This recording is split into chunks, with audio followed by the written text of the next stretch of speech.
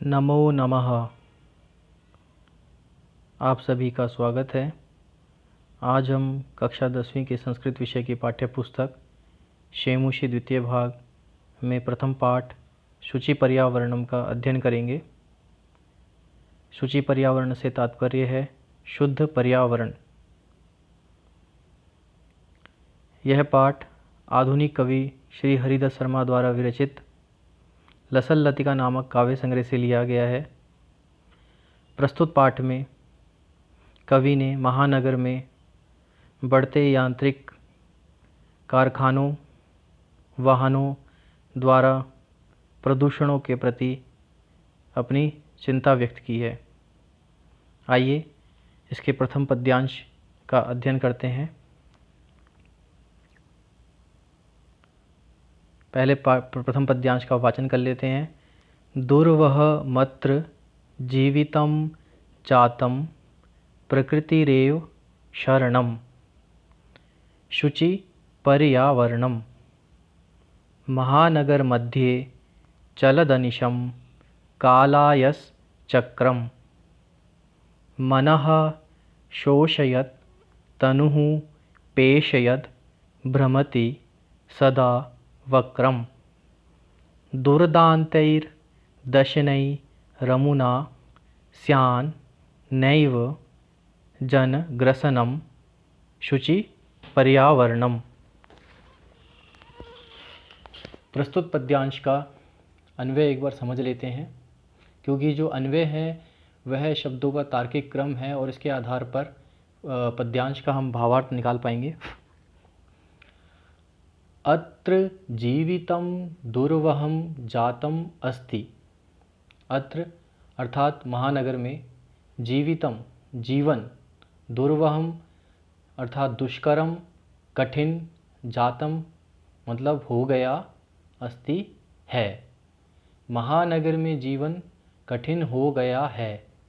प्रकृति ही एव शरणम, प्रकृति की ही शरण में जाया जाए।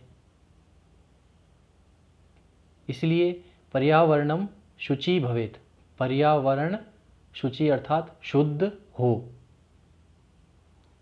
अनिशम महानगर मध्ये मनः शोषयत्। अनिशम से तात्पर्य है अहर्निशम अर्थात दिन रात। महानगर मध्ये महानगर में, मनः शोषयत् मन शोषित हो रहा है, सूख रहा है। तनुः तनु से तात्पर्य है शरीर। पेशयत् पिस रहा है, पिसा हुआ है। चलत कालायश्चक्रम, कालायश्चक्रम अर्थात मशीनों का चक्र, लोहे का चक्र, वाहनों का चक्र।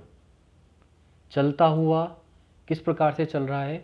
सदा वक्रम भ्रमति, सदैव वक्र मतलब टेढ़ा अर्थात इधर से उधर भ्रमण कर रहा है। इसका तात्पर्य क्या है? दिन रात महानगरों में वाहनों के चलने के कारण मन शोषित और तनु सूख रहा है, अस्वस्थ हो रहा है। इस प्रकार से इसका अर्थ निकलेगा। अमुना दुर्दान्तैः दशनैः जनग्रसनम नैव स्यात्। अमुना मतलब यह दुर्दान्तैः भयंकर, दशनैः दांतों से, जन मानव, ग्रसनम नैव स्यात् मानव का विनाश ना हो। नैव का संधि विच्छेद क्या है? ना जमा एव, नैव ना हो। पर्यावरणम शुचि भवेत्, पर्यावरण शुद्ध हो। अन्वय के पश्चात इसका शब्दार्थ देख लेते हैं एक बार। जीवितम जीवनम, दुर्वहम दुष्करम अर्थात कठिन और दूभर। जातम का तात्पर्य हो गया है। शुचि से तात्पर्य है पवित्र। अनिशम अहर्निशम अर्थात दिन और रात। कालायश चक्रम लोहे का चक्र। चलत चलता हुआ।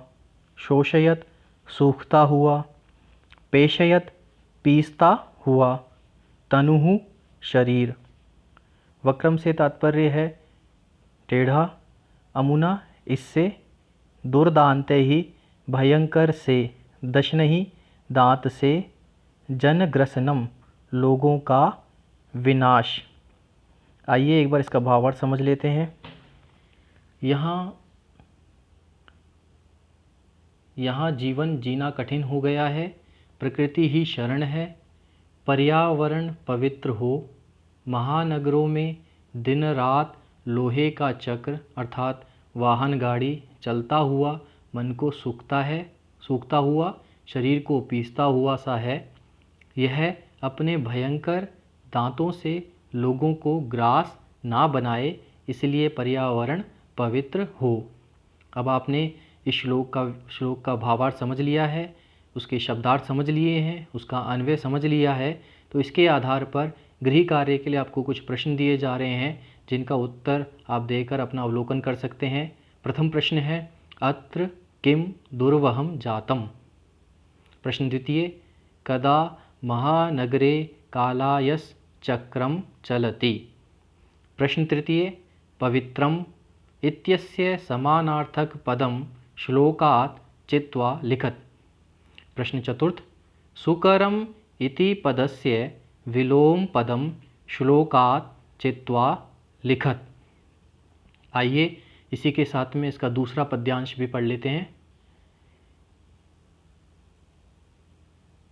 कज्जल मलिनम धूमम मुंचति शतशकटीयानम वाष्पयानमाला संधावति वितरन्ति ध्वानम यानानां पंक्तयो ह्य अनन्तः कठिनं संसरणम। ह्य अनन्तः ही अनन्तः ह्य अनन्तः। इसका अन्वय देख लेते हैं। शतशकटयानम कज्जल मलिनम धूमम मुंचति। शतशकटयानम अर्थात सैकड़ों मोटर यान मोटर गाड़ियाँ, कज्जल मलिनम कज्जल अर्थात काजल के समान, मलिन मतलब मैली अर्थात काली, धूमम मुंचति धुएं को, मुंचति अर्थात छोड़ती हैं, ध्वानम वितरन्ति वाष्पयानमाला संधावति।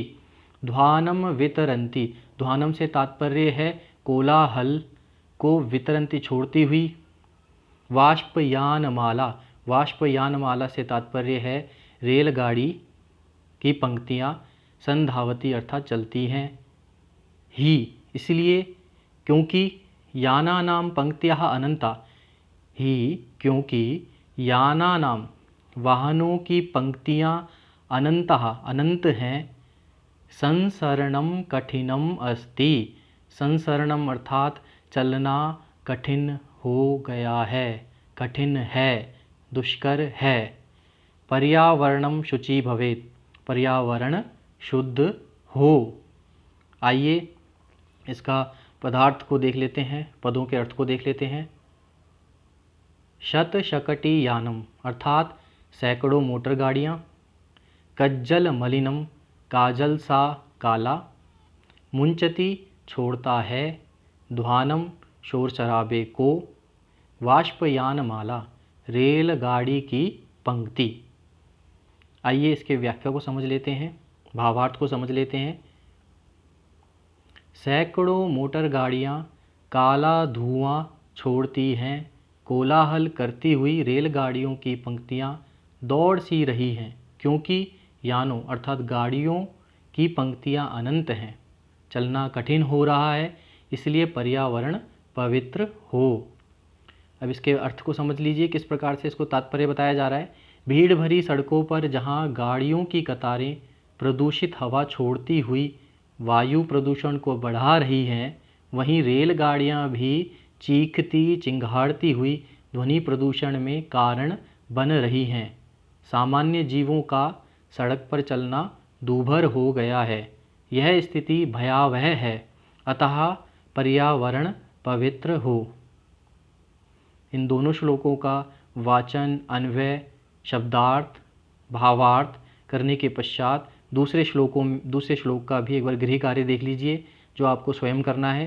प्रश्न प्रथम कः धूमम मुंचति। प्रश्न द्वितीय संसरणम कीदृशम जातम। प्रश्न तृतीय यानानां पंक्तयो ह्य अनन्तः इति वाक्ये किम अव्यपदम्। प्रश्न चतुर्थ, कज्जल मलिनं धूमं मुञ्चति शतशकटीयानम् इति वाक्ये किम क्रियापदम्। इन दोनों श्लोकों को करने के पश्चात आप इनके उत्तर कर लीजिएगा। उसके पश्चात हम आगे के पद्यांशों को भी आपको व्याख्यायित करेंगे। नमो नमः।